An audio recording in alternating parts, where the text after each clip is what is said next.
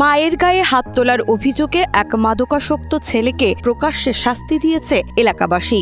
ঘটনাটি ঘটেছে গাজীপুর জেলার শ্রীপুর উপজেলার টেপিরবাড়ি গ্রামে। এলাকাবাসীর দাবি, অভিযুক্ত যুবক খলিল দীর্ঘদিন ধরে মাদকাসক্ত এবং এই কারণেই শাস্তির ব্যবস্থা।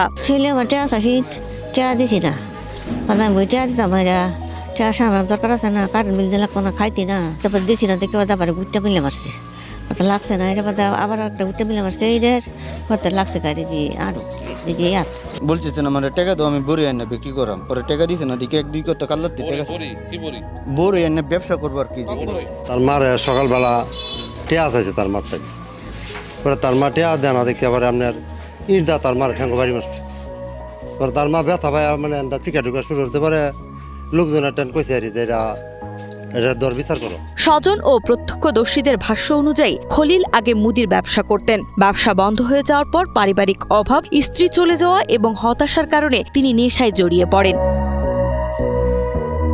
নেশার টাকার জন্য প্রায় বাড়িতে অশান্তি করতেন। শনিবার সকালে তিনি তার মা খোদেজা বেগমের কাছে ২০০০ টাকা দাবি করেন। টাকা না পেয়ে ক্ষিপ্ত হয়ে ইট ছুড়ে মারলে খোদেজা বেগম আহত হন। বিরাট খারাপ লাগে এটা, মানে মা বাহের মারলে এটা বিরাট খারাপ, এটা দেখাও নাই, মানে বিরাট কষ্ট লাগে এটা, এত কষ্ট আর নাই, আরো কোটি সাজা দরকার, এটা আরো মাইর দেওয়ানো দরকার আছে, এটা তো হয়েছেই না হিসাবে, এটার হিসাবে কিচ্ছু হয়েছে না।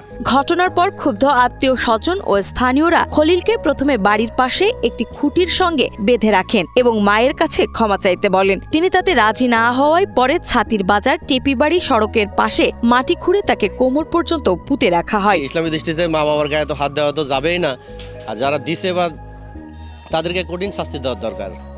ইসলামের অনুযায়ী তাদেরকে ওই যে দ্রুড্ডুররা মারে আর কি, এরকম করার দরকার, তাহলে একজনের দেখে 10 জন ভালো হয়ে যাবে। এদিকে অভিযুক্ত খলিলের দাবি, তিনি বাসা ভাড়ার থেকে কিছু টাকা চেয়েছিলেন ব্যবসা করার জন্য, কিন্তু মা সেই টাকা দিতে রাজি না হওয়ায় তিনি ক্ষিপ্ত হয়ে মায়ের গায়ে ইট ছুঁড়ে মারেন। একজন গর্ভধারিণী মা 10 মাস 10 দিন সন্তানকে গর্ভে ধারণ করার পর যখন ভূমিষ্ঠ হয়, তারপর কিন্তু সন্তান ধীরে ধীরে বড় হয়, এবং সেই মাকে যখন একজন সন্তান মারে, এইটা আসলে পৃথিবীর সবচেয়ে জঘন্যতম একটি অপরাধ হয়। তো সমাজবাসী যেটি করেছে যে এই সন্তানকে, খলিলকে ধরে তারা যে মাটিতে পুঁতে যে বিচার করেছে, এটি আমি এইরকম আমার জীবদ্দশায় আমি কখনো দেখি নাই। মাকে মারার যে বিষয়টি, তাকে যে কোনো শাস্তি দেওয়া হোক না কেন, সেটি আসলে কম হয়ে যাবে।